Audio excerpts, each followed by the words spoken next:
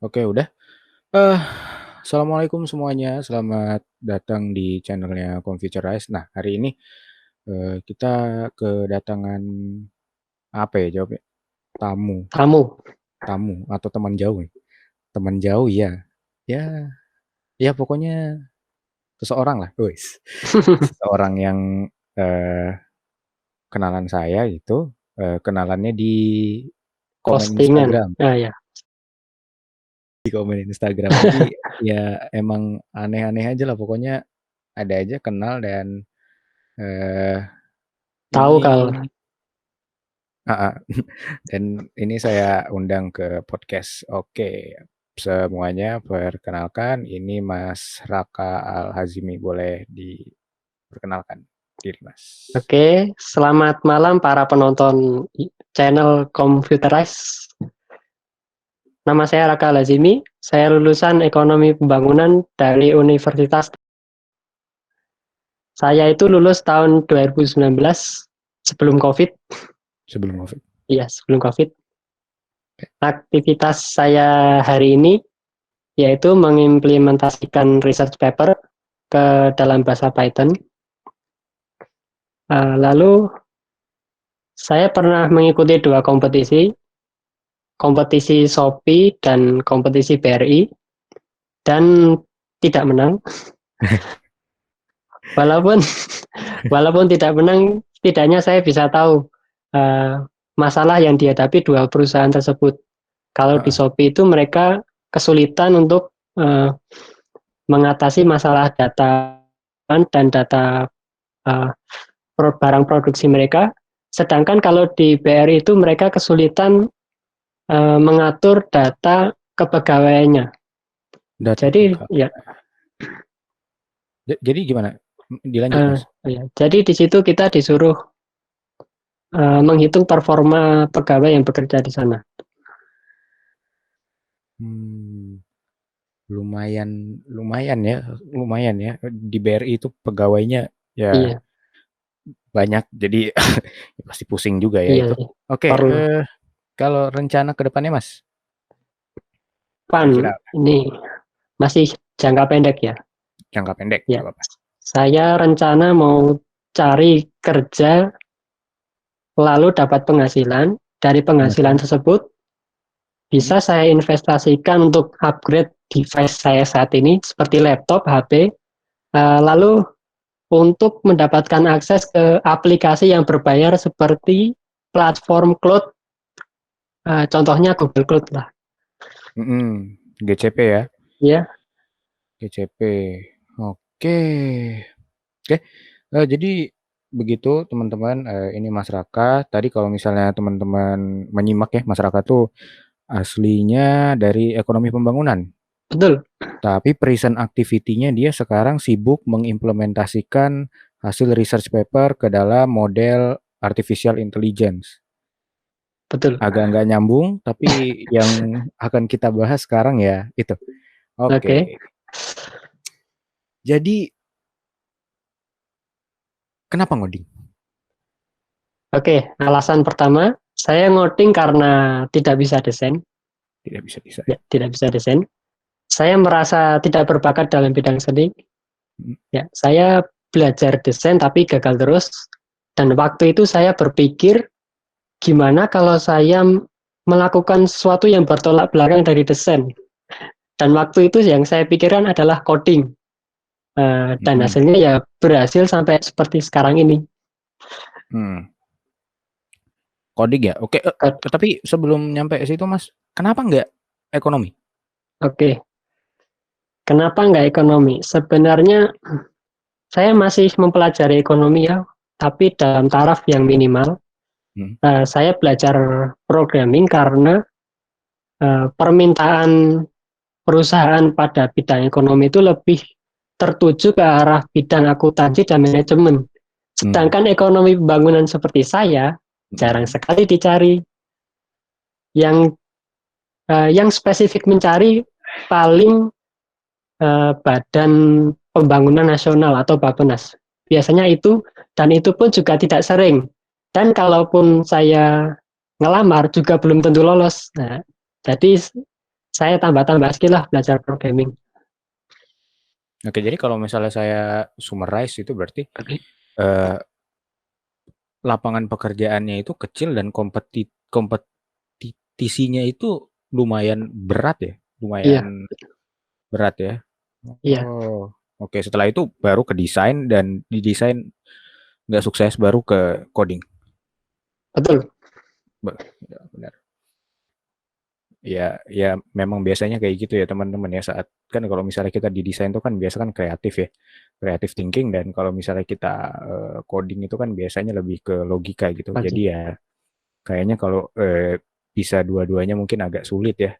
Tapi betul. ya, ya Ya, patut dicoba untuk tahu kita tuh sebenarnya di mana gitu. Eh, bagusnya itu di mana gitu. bagusnya. Kayak potensi diri kita itu di mana gitu. Betul. Oke, selanjutnya nih Mas, kenapa pindah gimana ya, bukan kenapa pindah ya, gimana sih perpindahannya dari orang yang non IT, bidangnya non IT, background-nya non IT gitu, Mhm, nggak punya pengetahuan tentang IT sebelumnya, benar? mhm, betul, Benar.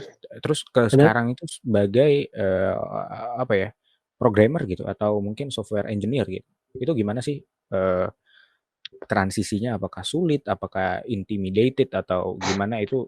Coba dijelasin. Transisi saya bilang sungguh pelik ya, bukan sedih. Ke bawahnya lagi pelik. Ya, Karena pasti. lingkungan yang karena lingkungan yang saya bangun sebelumnya itu kan mahasiswa ilmu sosial. Nah, setelah saya pindah ke istilahnya pindah jalur ke programming, saya malah kesulitan mencari teman yang sepemikiran sama saya. Lalu yang kedua itu karena bidang yang saya tekuni saat ini yaitu programming jarang diketahui oleh masyarakat luas. Ya, akibatnya saya jadi kurang dapat dukungan moral, terutama dari kedua orang tua, contohnya. Oh, jadi ya sedih ya. Ya, sedih, Sedih sih. sepi, sedih. Sekali. Aduh, terus dengan itu kan berarti kan itu hitungannya intimidated banget, intimidating sekali kan. Kalau Ya, menurut saya betul. sih itu intimidating sekali dan Hmm. apa ya?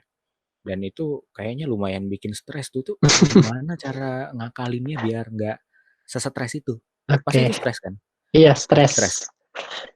Jangankan yang nggak dapat bimbingan dari apa nggak dapat support dari orang sekitar yang baru mulai pun yang udah disupport sama orang lain di sekitarnya itu pasti juga mungkin bisa stres gitu itu gimana cara. Oke, pertama itu perlu kita ketahui kalau setiap kali kita mulai hal baru, sudah pasti 90% lah respon orang sekitar itu kurang apa ya, kurang tertarik atau kurang setuju gitu. Karena saya sudah tahu soal itu, saya sudah tahu ya. Uh, saya tetap sabar, lalu saya abaikan saja komen negatifnya. Karena yang lebih penting itu adalah tujuan saya supaya bisa programming. Ya, walaupun akan sangat sulit karena pertama kali saya buat project yaitu aplikasi Zikir, itu saya mendapatkan respon yang kurang kurang menyenangkan lah. Ngapain bikin aplikasi Zikir? Zikir sendiri sudah bisa. Ya, begitulah istilahnya. Aplikasi zikir yang Iya, ditolak ya ya lumayan juga begitulah. sih. Sedih. Oke, daripada kita sedih-sedih coba nih masyarakat kan eh, ya ya maksudnya ya belajar dari nol ya belajar dari nolnya itu setelah lulus gitu Iya, setelah lulus. setelah lulus. Coba gimana sih cara Mas Raka itu dalam eh, memulai untuk belajar coding?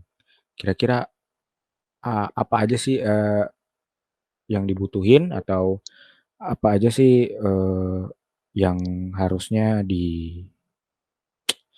apa ya, Usahakan. diimplementasikan Oh, gitu saat diplomat. saat mulai ya diusahakan atau gitu. Coba minta tolong Mas dijelasin gitu. Oke, yang dibutuhkan awal-awal itu tentu keinginan yang kuat. Lalu untuk teknisnya saya nonton video 3 jam tutorial bahasa Python di channelnya Free Code Camp. Jadi setiap codingan yang dijelaskan saya catat terus. Lalu saya pindah ke video tutorial lain. Hmm. Dan waktu itu saya sadar kalau saya terkena gejala apa ya istilahnya, tutorial hell lah, stuck di tutorial. Jadi saya berpikir selalu nonton video tutorial terus tanpa mulai mengerjakan. Nah, untuk mengatasi hal tersebut, saya menemukan cara yaitu cobalah baca buku. Karena dengan membaca buku itu kita belajarnya akan lebih membekas. Jadi misalnya kita belajar materi A, kita akan berpikir setelah saya mempelajari materi A, apa yang bisa saya ciptakan ya dari pengetahuan saya saat ini. Habis itu habis itu sudah. Oh, itu ya. Ya, Itu eh, itu kayaknya emang benar-benar basic ya, itu belum nyampe basic. sampai ke AI, belum nyampe bahas artificial intelligence ya. Hmm, Belum ya, itu kayak belum, benar-benar harus mulai aja. Jadi tonton tutorial dan jangan lupa bikin project betul. walaupun kecil Iya, kayak kalkulator dan segala macamnya. iya, itu sudah sering pasti buat kalkulator. Terus sampai sekarang itu udah berapa lama sih belajar programming di Python ya? Di Oke, Python. ya awal-awal itu saya belajar bulan November 2019. Kalau sampai sekarang mungkin 1 tahun lebih lah saya pakai Python. 1 tahun lebih. Pernah bosan sama programming dulu nggak? Pernah bosan sama Oh, programming secara general gitu nggak? kalau perasaan bosan itu tidak pernah terpikirkan ya, kalau bagi saya, karena saya itu sudah merasa self motivate, jadi motivasi itu sudah ada dalam diri saya. Yang lebih saya rasakan itu adalah rasa lelah dan rasa frustasi ketika proyek codingan kita itu banyak error, lalu tidak efisien, berantakan, dan lain sebagainya. Hmm, oke. Itu berarti istilahnya kalau anak-anak zaman sekarang itu Mas namanya itu kena mental tuh. Nah, berarti Mas Raka ini udah melewati fase itulah ya. Iya, Udah melewati fase-fase. Udahlah pokoknya ya udah paling paling susah gitu. Kalau mm-mm, misalnya mau belajar yang baru paling susah tapi ya udah jalanin aja begitu mungkin ya. iya. Oke, itu kan tadi kan pernah nggak bosen dengan programming? Oke, sekarang yang kedua, pernah nggak bosen dengan Python? Bosan dengan Python. Justru saya malah suka Python. Gitu ya. Karena itu bahasa yang ramah kepada para pemula, mudah dipelajari oleh para pemula. Jadi tidak ada alasan saya untuk bosan gitu. Tapi kalau mau coba bahasa pemrograman lain, Oke, saya pernah coba belajar dan sorry Mas, oh, diulang Mas. Tadi oh, kayaknya putus ya. oke. Saya pernah coba belajar JavaScript. JavaScript. Dan memang JavaScript ini berguna sekali untuk uh, masalah di website, untuk membuat animasi di website. Namun karena basic saya itu, saya merasa kalau konsep dari JavaScript ini apa ya, aneh gitu. Hmm. Konsep programmingnya itu aneh. Seperti misalnya 1 tambah 1 itu belum tentu 2 gitu. Ya, contohnya seperti itulah. Selanjutnya itu apa tadi? sisi baik dari coding Sisi yang nggak didapetin baik. di ekonomi pembangunan dan di desain. Coba. Oke, sisi baik dari ngoding, bagi saya itu eh, pemikiran eh, pikiran saya itu merasa lebih tajam dalam menghadapi sesuatu, karena dalam programming itu kita lebih banyak berpikir dan memperhatikan. Contohnya berpikir ini pakai algoritma apa yang efisien, lalu memperhatikan tiap baris codingan apakah sudah apa itu sesuai standar. Di Python ada standarnya ya, standar P, PEP PEP, ya, PEP, PEP ya, PEP atau Python enggak gitu. enhance apa gitu. Lupa Iya, saya. saya juga. Dan ketajaman tersebut tidak begitu saya dapatkan saat saya belajar ekonomi. Hmm. Tapi ekonomi itu matematika juga nggak sih, Mas? Hmm, iya, ada matematikanya, namun sedikit sekali. Oh, sedikit. Iya, Itu sedikit untuk sekali. ekonomi pembangunan ya. Mungkin kalau yang akuntansi gitu, atau ekonomi yang lain gitu, Oh, mungkin beda lagi atau gimana? kalau akuntansi, Pasti banyak ya. ya bisa jadilah. Oke, lanjutnya Oke, sisi buruk dari coding. sisi buruk. Tentu ada ya sisi buruknya. Mm-mm. Yang paling menonjol itu menguras waktu, pikiran, dan tenaga. Karena belajar coding itu tidak ada jalan pintasnya. Jadi baik kita belajar dari nol ataupun membuat proyek aplikasi butuh banyak waktu untuk mengerjakannya, lalu menguras pikiran dalam menghadapi errornya, dan sebagainya. Menguras waktu intinya. Belum lagi kalau kena mental ya. Iya, itu salah satunya. Oke, terus sekarang ini kan kalau tadi kan ini kan dari apa ya segi programming gitu ya Mas ya. Kalau misalnya dari segi software engineering, coba dijelasin dong gimana perjalanannya mungkin dari data science ke AI, ke deep learning dan segala macam ya. Misal Oh, kita kan tadi oke. kan udah ngebahas tentang Python nih. Misal, oh Mm-mm. saya udah lumayan fasih nih basic Pythonnya. Kira-kira kalau saya mau lanjut ke AI dan data science atau apapun itu kira-kira gimana tuh? Oke. Pertama yang harus kita pikirkan itu, kita tidak begitu butuh pengetahuan matematika yang advance, seperti kalkulus dan lain-lain itu bisa kita lewati dulu, kita basicnya aja. Setelah itu kita belajar, misalnya data science gitu, belajar tentang eh, hal-hal yang apa ya, istilahnya itu high level gitu. Belajar gambaran umum dari data science-nya, jangan langsung belajar detailnya. Lalu saya sarankan juga kalau mau belajar data science itu lewat buku tulis atau PDF. Salah E-book. satunya, iya, PDF. Kalau buku pertama yang saya baca itu pengarangnya Jack van der Plas, judulnya Python Handbook of Data Science. Iya, Ya, jadi untuk memulai data science itu intinya kita perlu menguasai 3 library utama, yaitu uh, NumPy untuk pengoperasian matrix dan lain-lain, lalu Pandas untuk uh, memanipulasi data seperti di Excel, dan setelah itu Matplotlib untuk keperluan visualisasi data. Jadi intinya belajar 3 hal itu dulu. Lalu untuk machine learning-nya bisa belajar lewatnya, aduh saya lupa namanya, tapi judulnya Introduction of Machine Learning with Python. Jadi kita diajarkan cara memakai library scikit-learn.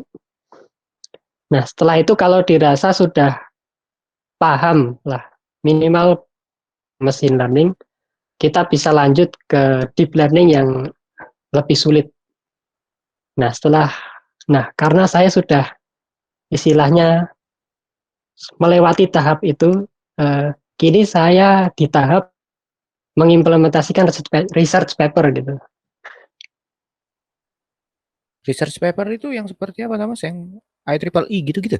Oh, Soalnya saya tahunya itu research paper tuh yang IEEE, jurnal-jurnal internasional gitu. iya, Apa yang seperti itu? iya seperti jurnal penelitian seperti biasanya, seperti di kuliahan. Hmm, kurang lebih bikin project skripsi begitu Iya, ya?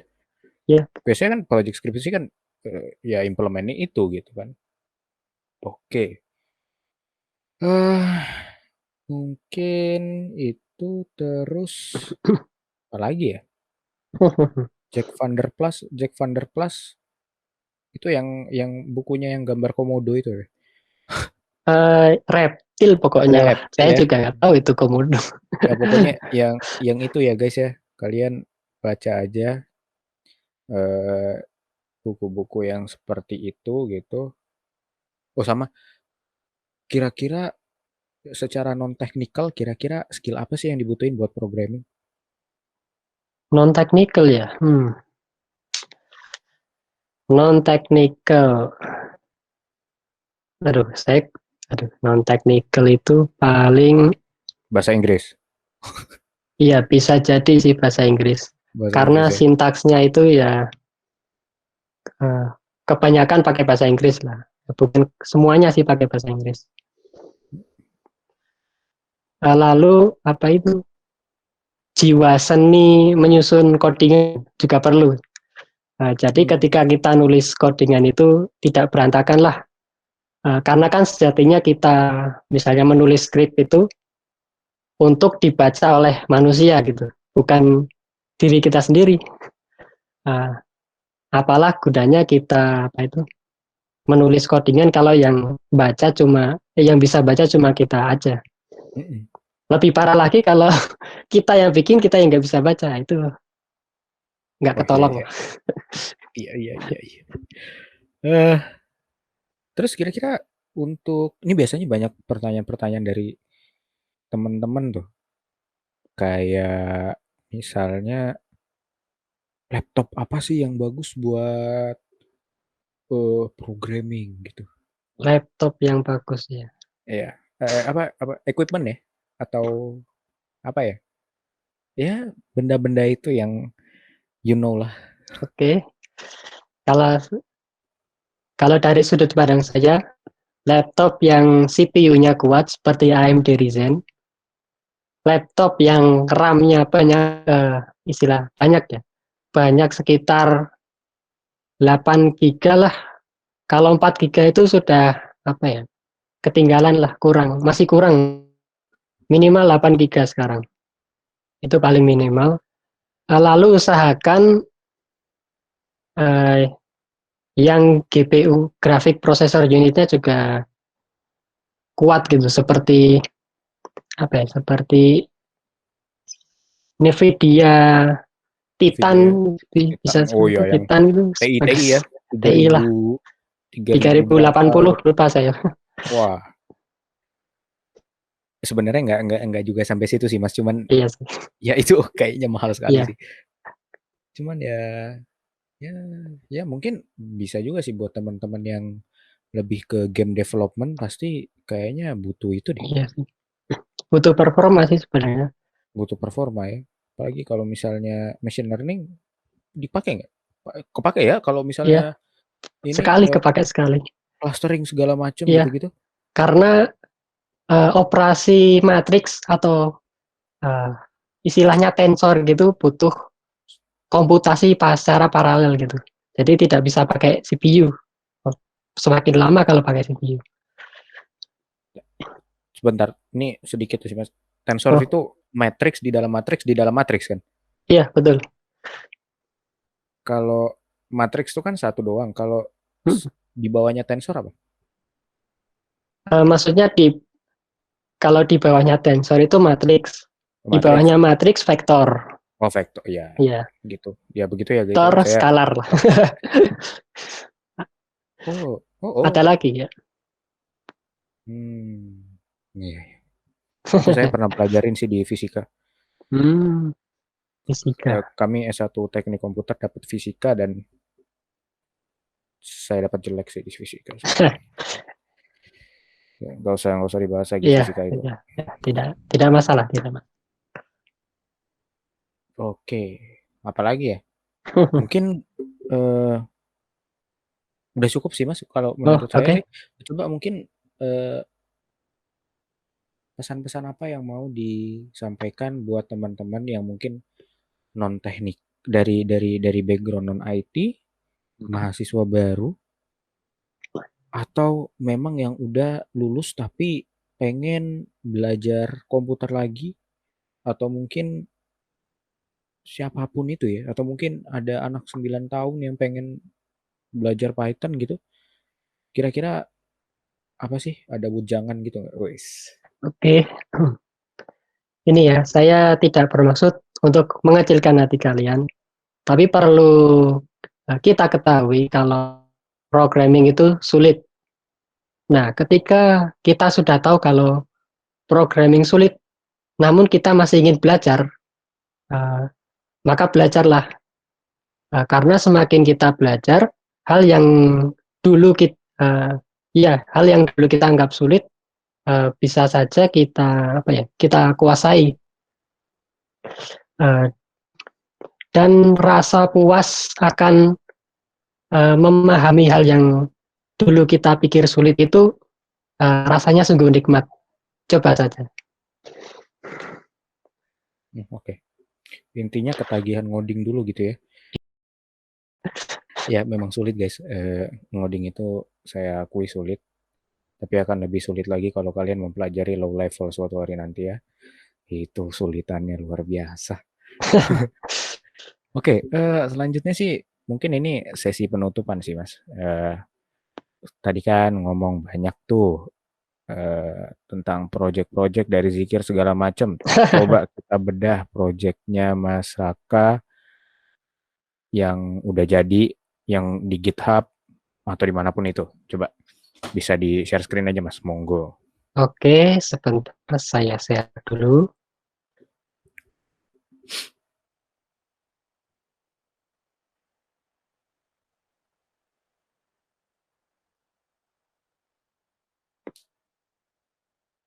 Sudah kelihatan?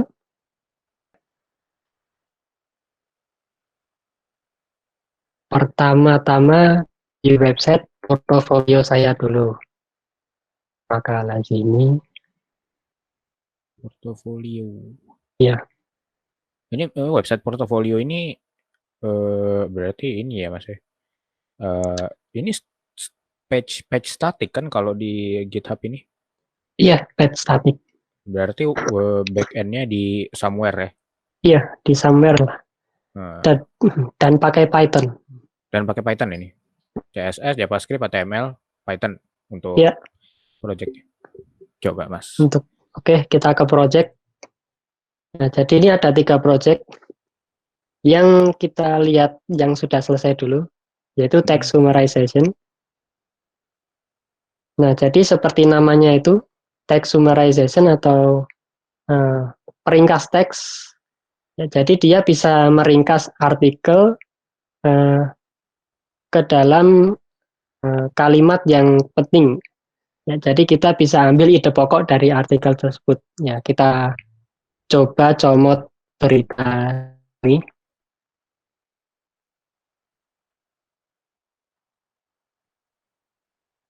Oke, Ini bisanya bahasa Indonesia, bahasa Inggris atau gimana? bisa bahasa Inggris, Indonesia bisa. Ya itu kalau kalian Ya, males baca ya silahkan ke websitenya mas-mas ini ya. Mas-mas ekonomi pembangunan yang membelok ini dan belak. silahkan kalian taruh aja di situ ntar di summarize. Oh iya, Ya, anyway ini berarti apa NLP ya? Maksudnya NLP ya? ya betul. Natural Language Processing. Processing. Ya, jadi ini Oke. cara kerjanya itu tiap kalimat diberi skor. Nah, jadi dari yang keluar ini 3 kalimat ini adalah kalimat dengan skor yang memenuhi standar gitu. Misalnya lebih dari 0,5 baru bisa keluar di sini. 0,5. Itu ya guys ya, berarti cuman kalimat-kalimatnya aja ya, kalimat-kalimat Ya, yang pokok-pokok aja. Saya nggak tahu sih ya. itu gimana cara kerjanya, biarin Mas Raka aja deh yang tahu. Mungkin kalau kalian Pengen tahu gitu. pengen tahu, silahkan nanti bisa hubungi Mas Raka ini. Entah gimana caranya, minta pull request di GitHub-nya atau gimana. Coba deh Oh ke ya, GitHub Mas. oke, boleh. Saya tutup dulu aja. GitHub. Ini dia. Oke. Oke, kalau di GitHub saya juga sering nulis apa itu, ngeringkas buku-buku juga Analytica Book. Lalu contoh mana ya? Ini aja. Pendeteksi angka. Ini masih bisa kan buat sekarang kalau di Git clone? Masih bisa. Oh, masih bisa ya. Ya. Ini gimana nih, Mas? Oke, jadi cara kerjanya itu kita disediakan kanvas seperti ini. Lalu kita tinggal gambar aja angka dari 0 sampai 9 yang kita pikirkan lah. Misalnya ini gambar 7, lalu kita klik detect, si aplikasi ini akan memunculkan prediksi angka yang kita gambar tadi. Dan di gambar ini dia bisa menebaknya dengan benar. Jadi ini itu cuma hanya klasifikasi gambar biasa saja. Masih sederhana sebenarnya. Ini masuknya apa ini? Computer vision apa? Enggak ya? Iya, ini computer vision. Computer vision masih? Iya. Oh, computer vision. Ya, ya. Oke, ada lagi nggak, Mas? Oke, satu lagi. Sebentar. Ini saya juga, ini lebih ke algoritma ya nih. Give tiktak tuh. Nah, jadi ini saya iseng aplikasi Android lewat bahasa Python. Oh, Dan Android. itu susah sekali. Seperti namanya itu tiktak tuh. Atau kalau biasa kita kenal itu 3 jadi ya. Jadi untuk memprogram si AI-nya supaya bisa apa ya istilahnya mengimbangi kita supaya bisa berusaha menang itu kita pakai algoritma minimax. Jadi secara singkat itu tiap langkah yang dilakukan oleh gimana istilah? Tiap skenario yang ada pada apa itu papan ini, board ini, itu akan dihitung oleh komputer. Lalu skor tertinggi dari skenario itu akan skor tertingginya itu adalah skor yang akan istilahnya skor yang tertinggi itu adalah langkah yang akan dilakukan gitu.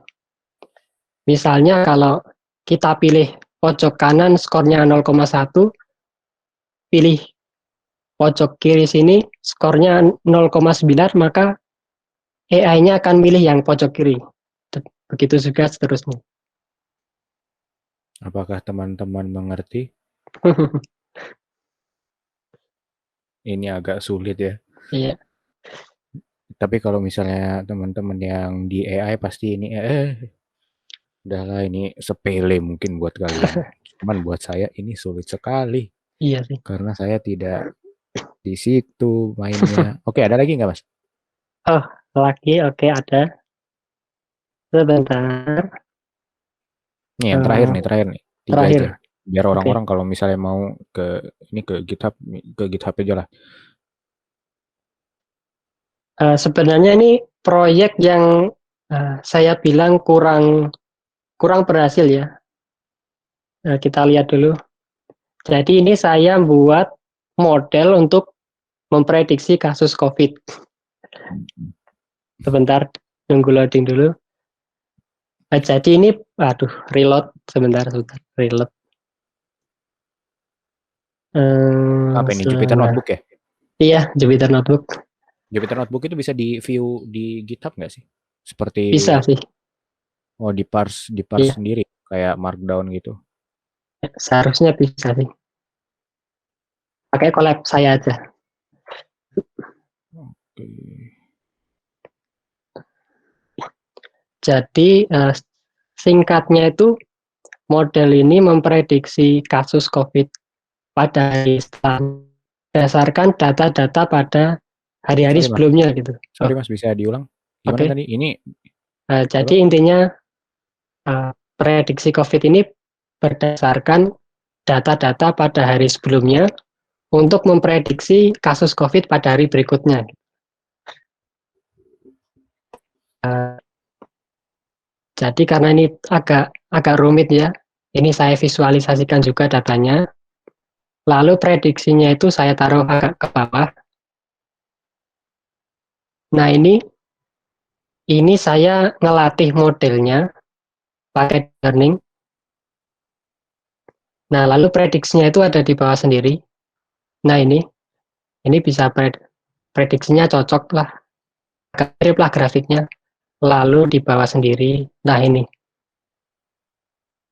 Ini oh, ini ada tulisannya kasus hari ini misalnya 115.000 lah.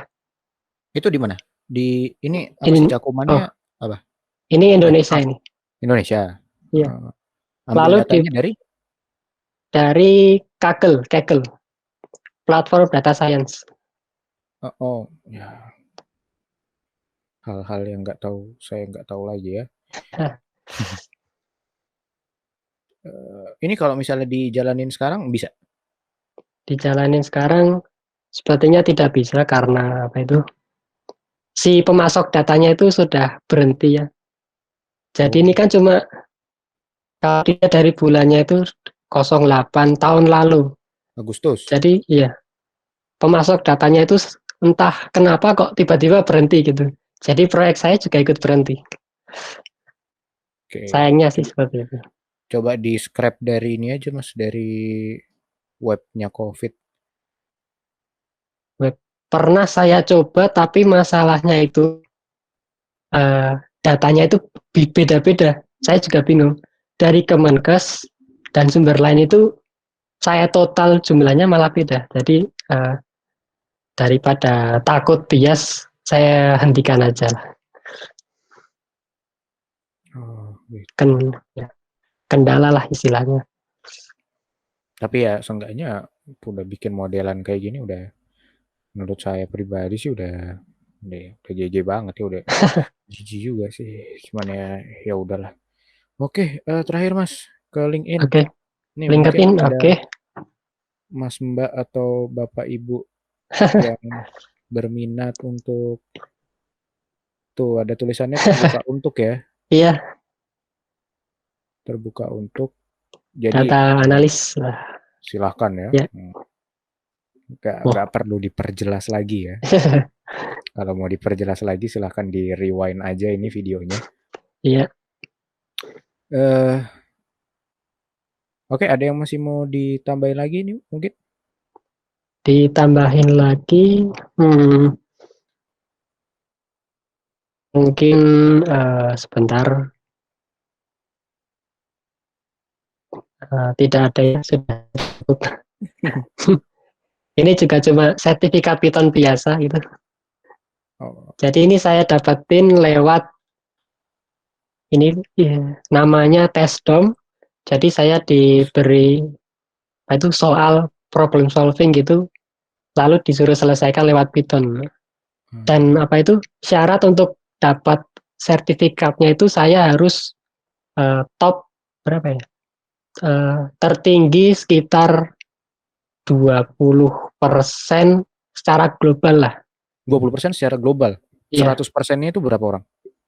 Nah itulah sekitar kalau nggak salah ingat itu 11 ribuan lah. Nah ini 10% ya rankingnya tetap 10%. 10%. Kalau Ya 11 ribuan berarti Berapa itu? Aduh, sekitar ya Ranking 1 sampai 100 sampai 1100 besar 1100. lah gitu lah. Ya, 1100 besar ya? iya. Oh, oke. Oke, mungkin gitu aja. Mas Kakak ada yang mau ditambahin lagi tidak? Sepertinya saya juga tidak ada hal lain lagi. Tidak Sudah, ada hal lain lagi ya? ya. Eh, oke, kalau kayak gitu, conclusion ya. Nah, ini saya mau kasih penutup nih, guys. Oke, Programming itu sulit. nggak apa-apa, Conclusion nggak apa-apa. macam Oke, apa ini? Programming itu sulit, tapi kalau dipelajarin akan ada persentase kita untuk bisa gitu. Kalau nggak dipelajarin, nggak akan pernah bisa gitu. Jadi betul. cobalah belajar walaupun sulit.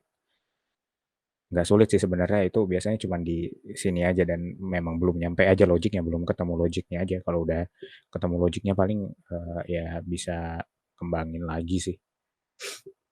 Dan itu oke, makasih buat teman-teman yang mungkin nonton sampai sini. Eh, buat teman-teman yang merasa terbantu, silahkan di apa ya? Silahkan di share, boleh di share videonya ke orang-orang lain gitu biar orang-orang lain juga kebantu ya. Dan kalau misalnya ada yang mau tanya-tanya bisa ke Mas Raka, bisa tanya-tanya aja. Boleh, boleh. Tanya-tanyanya tapi lewat mana ya? Ya komen Oh aja lah iya atau juga. ke Twitter ntar nanti Iya, dibalesin sama di adminnya. Iya, oh, admin Twitternya channel ini ya, yang mana itu saya juga. Jadi ya gitu aja. Terima oke, kasih buat Mas Raka juga udah oke, sama-sama nonton. Mas. Kurang lebihnya saya mohon maaf kalau ada beberapa kata yang menyinggung. Eh, mudah-mudahan teman-teman terbantu dengan adanya video ini, melihat saksi hidup orang yang membelok ke dari ekonomi pembangunan ke AI. Dan ya menurut saya hal ini tuh apa ya, bisa terjadi gitu. Eh, Bisa terjadi mungkin ya, mungkin untuk dilakukan dan mungkin untuk kenyataan gitu. Oke, mungkin sampai situ aja. Kita bertemu lain waktu. Assalamualaikum warahmatullahi wabarakatuh. Dadah. Waalaikumsalam warahmatullahi wabarakatuh.